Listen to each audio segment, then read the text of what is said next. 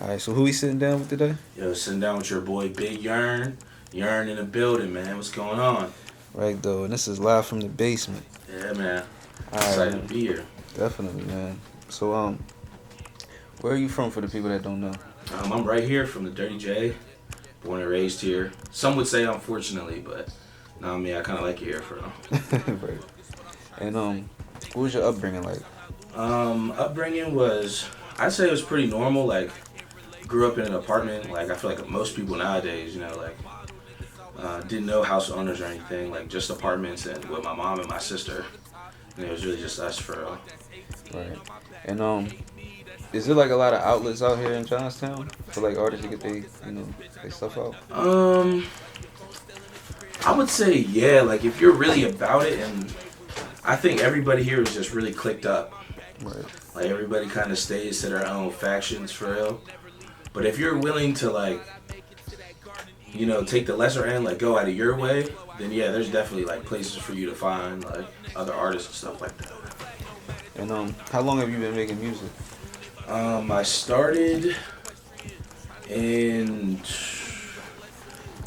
2021, I want to say, in like March or April, because it was right after my daughter was born.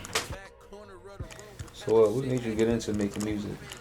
What got me into it is I got kicked out of my BM's house, right? Like I got kicked out and I was like square one. I had nothing to my name, and I like grew up in studios like literally probably since I was like 13. Like CJ, you know CJ, like Chuck Raps. Yeah. Like that's like my road out. Like I grew up with him for real, and he's been making music since like the 8th grade, like even before that. So I was always around music and shit, but I was like maybe too, self-conscious or whatever. But after I got kicked out and I had like nothing, I was like, fuck it. Like the weight of anxiety got like lifted off of my shoulders, and I just kind of started for real. So I ain't gonna hold you, like, when I listen to your music, I hear like a couple different styles. Like I hear somebody that like obviously takes pride in lyricism, because you do really rap, but you also got like the I don't even know what to describe it as. It's like that rock and roll rap type vibe to it, you know. Yeah. So what was some of your influences?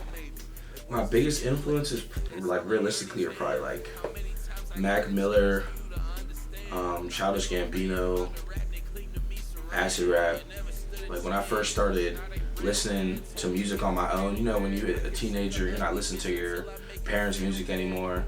You're starting to find your own shit. Like Mac, Tyler, Childish Gambino, and Chance the Rapper. Those are like my four.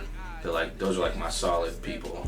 Right. And I'd probably say it's still very close to that to this day. Nah, that's hard, man. You definitely got a unique style. Do you feel like people are starting to take notice of YRN out here in the music scene? I think a little bit more now, yeah. Just because I've been outside more. I'm normally like a recluse, like just stick to myself and do it all myself. But doing it more and just gaining more experience, it's like showed me to like, hey, go out and actually talk to people, collab with people and shit. So I think this year especially.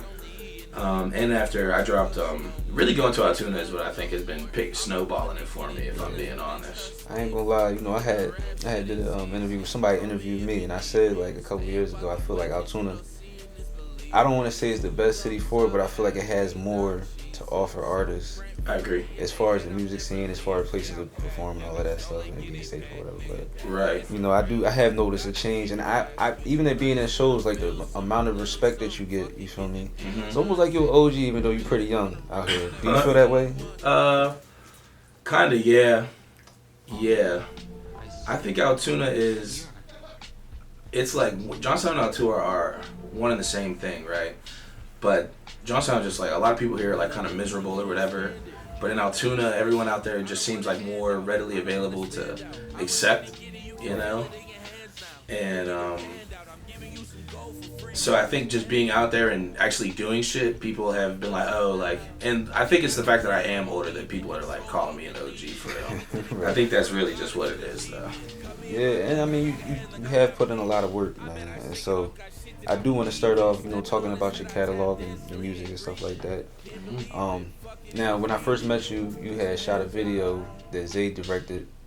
I believe it was Yeah, Not Common. Yeah, Not Common. I know that wasn't your first song, but that was my introduction to you. And you had a lot of people that came out that day. That's really like a legendary moment when you think about it, Yeah, for sure. So, do you mind telling me how that came about? That started with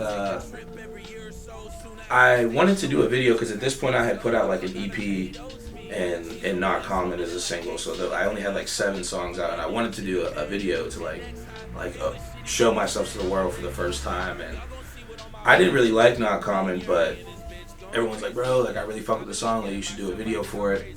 And it was like me, Isaiah, and Brent. We were in a group chat talking about it, and Isaiah gave out the idea for it, like how we were walking down and everything like that. And we just kind of went and did it. We shot out a couple texts to group chats and shit, like, hey, who wants to come out? And definitely wasn't expecting like that many people. Like, I mean, it was only like 13, but at that point I was just I don't know. I hadn't even really known most of the people that were there either, so it definitely like instilled some confidence in me for sure, like early on. Definitely, bro. I mean, shout out to One Shot Brent, man. Right, a legend in his own right. That's my guy. Definitely for Johnstown, man. Like if you talk about Johnstown, I don't know because I don't live here, but in my opinion, he's like United Divided for Johnstown. Yeah, I would agree. I would agree for sure. So as far as your music, your first album was Heeney Ave. Yeah. Can you explain the meaning behind the title and how that project came about? Yeah, I actually have a piece of artwork right there from it. Oh, shit. Let me. Yeah, shout out to Kate for making that joint. Yeah. This is tough. Yeah. Real good paper mache vibes. Definitely. But Heeney Ave was the street that I grew up on, and I didn't have like the name or anything until after I had, because early on I would just like make 10 songs, 12 songs and just call that an album, Right. And it wasn't until the song on there, 92, that was like the apartment number that I grew up in. I lived in that apartment for like 15 years or something like that. Oh, wow.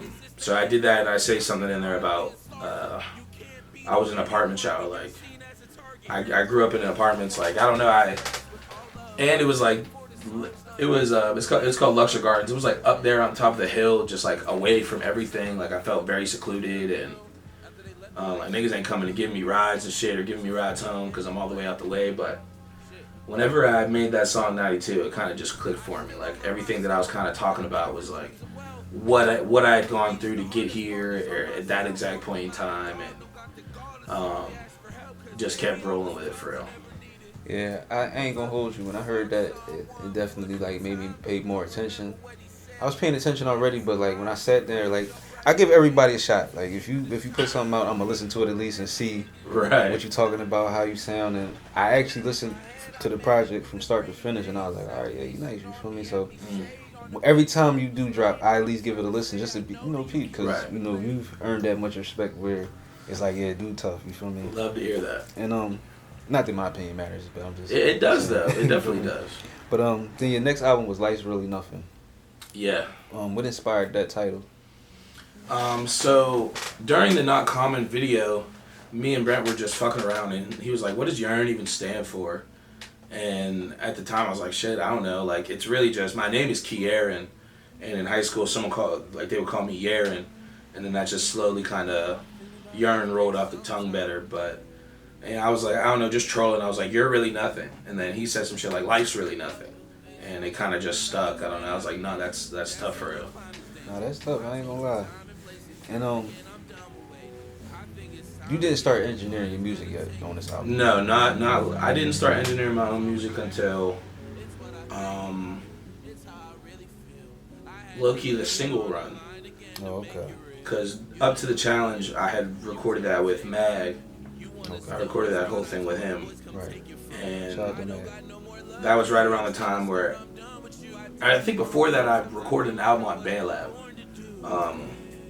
Talk to Me Nice.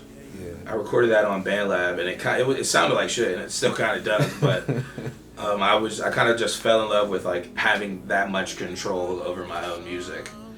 I agree, man. I feel like if most artists should at least try to pick up some kind of extra skill, whether it's engineering your music, shooting or something. And you just learn so much about it. Yeah, and it's like, like you're doing now, you can take them skills and actually make money off it, Right. Which we'll touch on later on down the line because we are sitting in YRN studio right now. Yes, sir. But your next project after Life Really Nothing was Eskimo Joe. Yeah. Also a very dope project. Yeah, that one really went off well. And what inspired that project? It was kind of like conceptual in its truth. Like, it's really the story of like someone who is, at that point, I guess I was like kind of feeling myself like, okay, like I feel like I'm starting to feel like I'm actually like good at making music, and I've kind of reached every corner of where I'm at, and now I'm ready to start like reaching outwards and traveling, and like so the entire the theoretical story is of like the same thing, a man from a village or whatever who kind of, like I said, experienced everything and wanted to see more, and it's his journey like across the continental United States until like he reaches like another side, just to realize that it's really the same shit everywhere. Right. Like you might as well just, I don't know what the line is, but like you grow where you're watered type shit. Like that's really what the whole story is. Right. That's a good project, man. I'm sorry. And your next project was Talk to Me Nice. You touched on that a little bit. This is your first project that you engineered yourself. Mm-hmm. What were some of the things you learned in the process of making that project? It's hard engineering shit. That was probably the first thing. And it kind of made me realize how much of like an ear I had, like how obsessive I could be over it. Like there was only 8 songs on there, but it probably took me like 3 months to get it to a place where at the time I like really could listen to it passively. But it really ended up showing me my range for performing, because I tried to do a couple songs off of there and it just did not work how I wanted it to. And so that kind of just made me rotate back and look inward type shit. That's understandable. And your that was the first of 3 projects, in 2023. Now, did you I'll get back to your albums, but like, was that intentional to drop 3 projects in 2023? The first one was that was the first one? No, the first one was Eskimo Joe. Okay, yeah, Eskimo Joe. I think it wasn't necessarily intentional. At the time, I was just I wasn't putting singles out at all. Like, the only way I knew to make music was to do albums. So whenever I would finish one and I would start, because I'm not the type to just like, if I'm working on a song and I like that style, I want to make like 10 songs in that style. Right. I don't want to just stop it there. So I made Eskimo Joe and then took a little break, and then I really started getting into the kind of like those rage beats and shit, and I was like, okay, yeah, like I'm gonna just do it. But it definitely wasn't my intention to drop 3 albums. You just was working hard. Yeah, just making songs and shit for real. Yeah, man. Now you definitely, like, when you look at your catalog, you got 1, 2, 3, 4, 5, 6, 7 albums out, man. It's crazy. Right. On top of the singles that you was dropping last year, but after that project, did we talk about Up to the Challenge? No. I said briefly that I recorded it with Mag. I was definitely just after doing some more like alternative, like rocky style of rap, I was just like, fuck it. Like I actually I let like boom bap is like kind of my core for real. Yeah, I can tell. Like I definitely love rhyme schemes and hidden entendres and all that good shit. So I was just like in that bag, like, nah, fuck it, I'm gonna just start snapping for real. Like, and I think it came together well. I really like that project. It's a dope project, bro. And then you got Best You Can Be. Yeah. Dope project as well. That was a good one. What inspired that album? That title? I feel like my album project names like hit me like a cold sweat in the night. Like they just hit me one day. I drive a lot for work, so that's normally when it happens. Like I write a lot on the road and shit like that.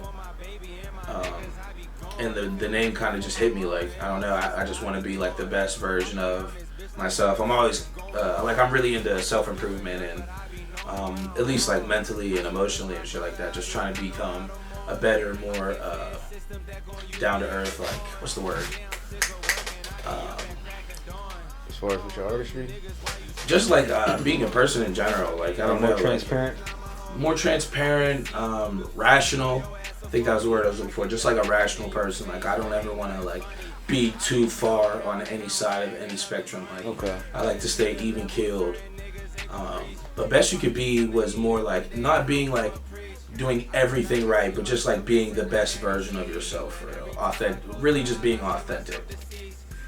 Also, in 2024, you dropped a single every Friday for like the entire year, just about, right? Or was it? Yeah, I started it was right after Easter, so like April 25th or something. I want to say April 25th. Okay. That's when I dropped Need a Second, and I was just like, I want to drop something every week.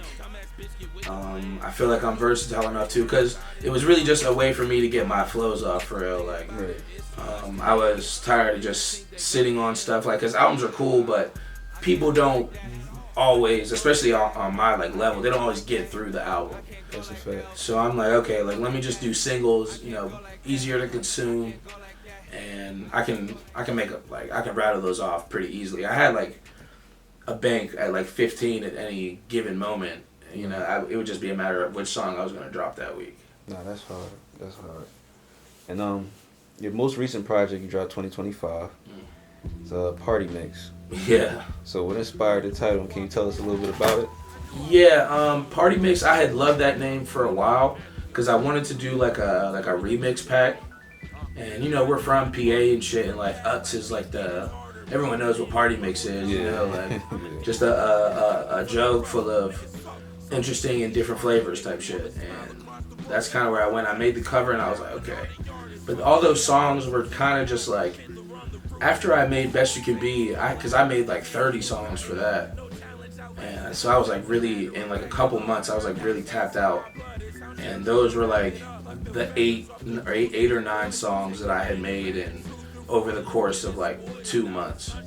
So I was kind of slacking for real, but on their own, I wasn't really liking them enough to put them out as singles, but once I compiled them together, I was like, wait, hold up, like, I might have to use that Party Mix title now, just for this, because they were all so different, but like, I feel like they really fit together. That's dope. That's dope. So like, if there was a record on that album that you wanted people to hear first, or that you could recommend that you feel like they would like, what would be the record that you want people to check out? Definitely like, just as far as likability and what I think people would immediately fuck with is definitely Go Like That. Like, that's definitely like the song off of there. But as far as my like personal favorite, probably the intro, Equestrian. I just really like my flow and I love that beat on there. I made a little video for it too. I really like that song. But if I had to show two people, it would probably be those two songs. So out of your catalog, which one is the one that you what is your favorite album out of your catalog? My favorite? I don't know. I'm kind of like a self-hater, bro. Like, once how does the line go? It's like, you never feel like you're reaching anything because every time you meet the bar, you move it up. Yeah. And that's kind of how I always feel. Like, as soon as I put something out, like, I enjoy it the most when I'm making it, but as soon as it's done and the dust is settled, it's like, okay, like, because especially like my engineer brain, I'm constantly like critiquing and looking for the faults and stuff. But I don't know. Up to the Challenge is always like, that one just kind of holds its own. There's so many like, there's a lot of songs in there that just like mean a lot to me, and I can go back and pick where I was. I mean, really Heeney Ave though, because that kind of like, it really kind of showed me that people could care about me just from my music, like, it kind of, I didn't even have my stuff on streaming at that point. It was just on SoundCloud, and it was getting a lot of love up front. So like, sentimental wise, I definitely have to say Heeney Ave. Cool. So being that you're in like the music scene now, real heavy, pretty established out here, what do you think of the music scene right now? Definitely constantly growing. I think there's a lot of ego, but like that's anything. I think there's a lot of ego that could just be solved with a lot like simple communication. Yeah. But a lot of people just like have their guard up and think everyone's out to get them. But as far as like the people though, like they're all great people. Like Mars, Mag, Mud, like they're all good people. But it's hard to, I don't know. I find it hard to like try to say I'm competing with people and we're all like in the same place, you know? Yeah. Like I don't really think I'm in direct competition with anybody. I'm just making shit. And sometimes I feel like everyone doesn't look at it like that. Yeah, surprisingly a lot of people don't, bro. I Right. ain't gonna lie. I mean, I feel like that's just rap though. Like it's more of an ego-driven sport, you know. Yes, for sure. So everybody wants to be the best, but I feel like at this level,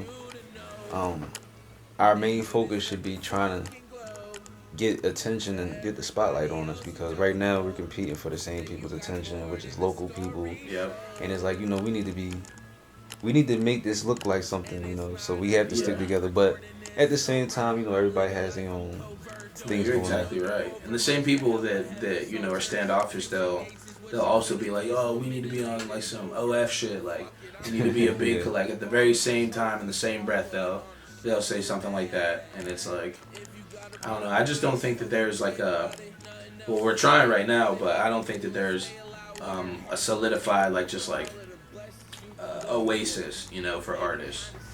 I agree. So what do you think it is that we're missing?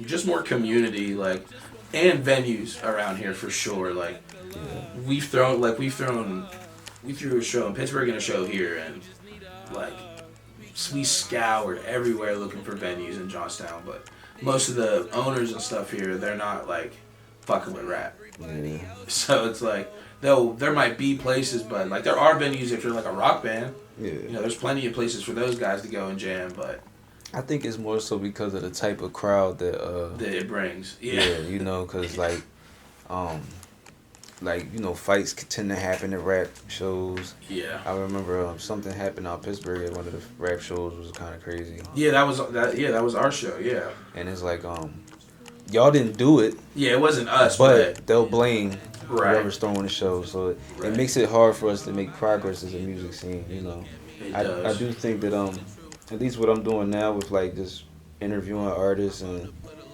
just shooting videos, just doing like having a platform. I feel like that's a big help. You know, I feel like when I first came out here, I say this all the time, like almost every interview, but it wasn't no platform, so it wasn't no place to like go to find artists other than Jason Indy at the time. Yeah, you know, he's like a legend out here. But yeah, I know Indy.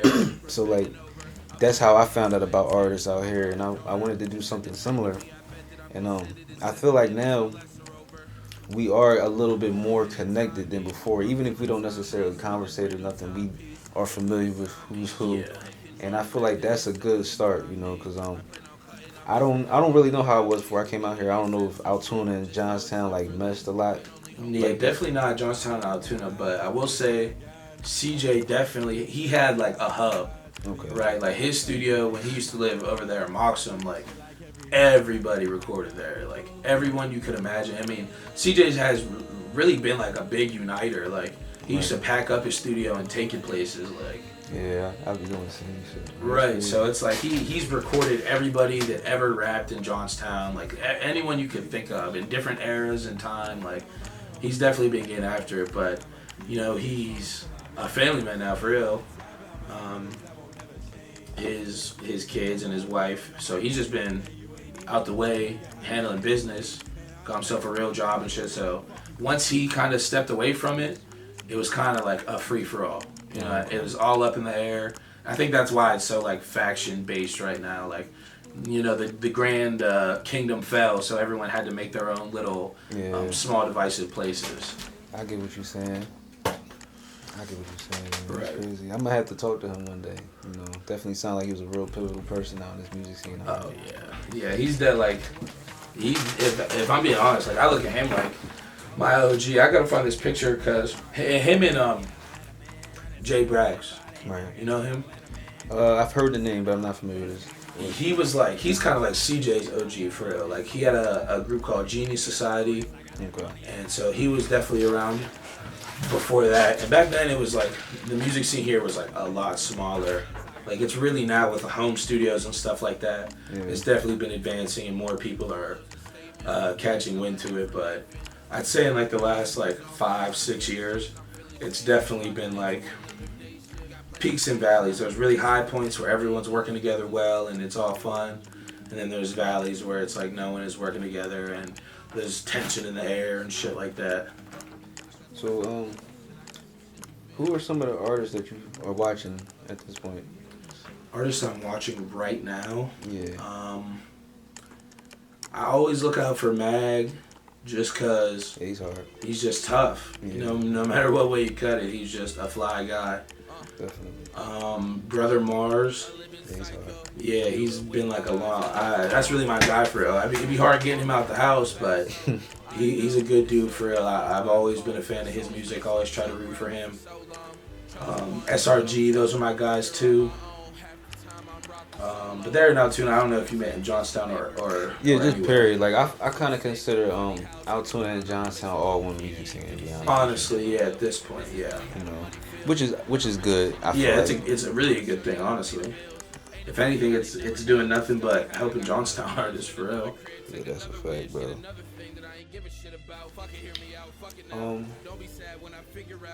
So what do you plan to accomplish with your music? I really just not even to like sound crazy or anything, but I often feel very prophetic. Like I often feel like I have like a very down to earth and kind of old man wise view on the world.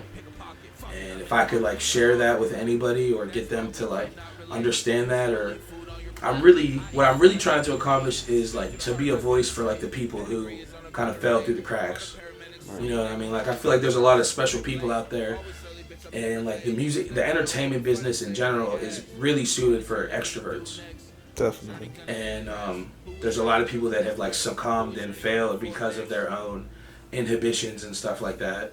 Me as well. Like I'm very, very introverted. Like I don't walk around with like a smile on my face or anything, but I definitely want to be like a token voice for those kind of people. The ones that like they may be very talented or very skilled, but they just can't seem to like get over the hump of like being embarrassed or anything.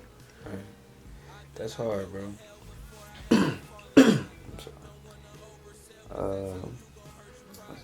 So you just recently opened a studio up Yes. called ZY Studios. YZ. YZ, I messed it all up. That's cool. YZ Studios is by you and Me and DJ Zay Break, as most known. what inspired you to open a studio? I had been planning on it for, like I said, I had been like recording myself for the last year or so, and it took until maybe 6 months of doing it where I was like, okay, like I feel good enough at it, like confident enough to like record other people, recording my friends and shit like that. Like that's cool, but it really wasn't anything like where there was no formula to it yet. And once I got that broken down, I figured like, okay, yeah, like.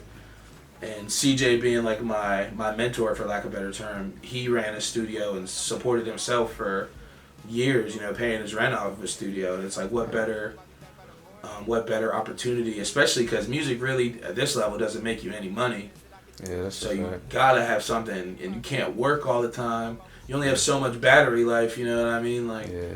so if I could intertwine the two in any way, like make music and make money, there's no better option for me.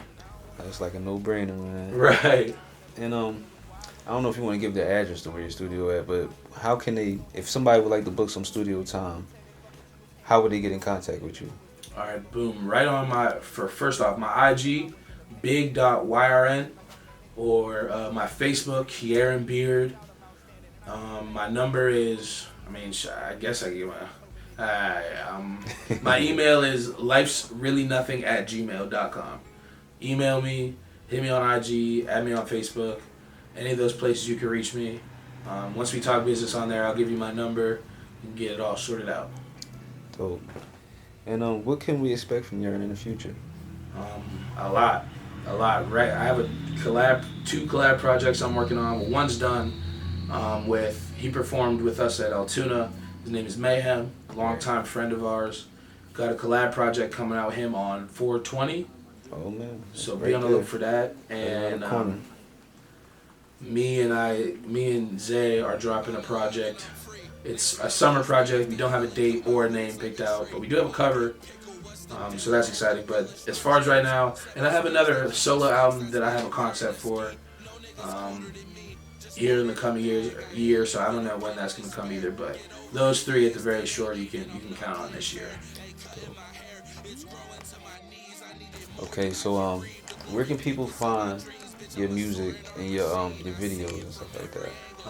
All my music videos and stuff are on my YouTube channel at Yernie Sanders, YERNIE Sanders, like Bernie with a Y. But all my music is on all platforms: Apple, Spotify, SoundCloud, Amazon, Pandora. It's on everything. And what are some motivational words you have for the viewers? They say a butterfly can't see its own wings, Right. So they'll never be able to actually see what patterns they have or what they really are, and that's how I feel a lot of the time. So if you ever are, doubting yourself or not believing that you're actually special, the fact that you're even, having this internal dialogue, like, am I special, am I not? You probably are. So just believe in yourself. Like, if you're doing anything at all, just jump into it, completely envelop yourself in it, learn about the culture, learn about the technical skills of it, and I promise you good things will come your way. That's dope, man. And I appreciate you coming on the platform, man. This is a real dope artist, a real pivotal figure out here, on the music scene, making a lot of waves. Trying. Definitely just had a dope performance. Go check out DJ Zay Brick's Art at the Arts.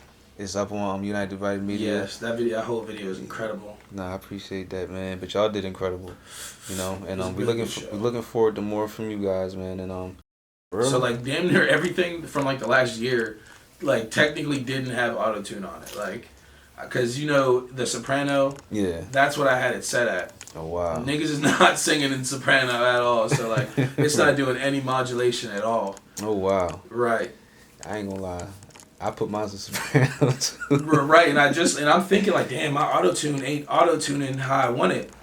Put it on low male, and I bet you you'll hear the difference. No, I'm gonna definitely do that, man. But yeah, man. Got YRN in the building. It's live from the basement, man. We signing out. I appreciate you, bro. Deuces, man. Thank you. Right though.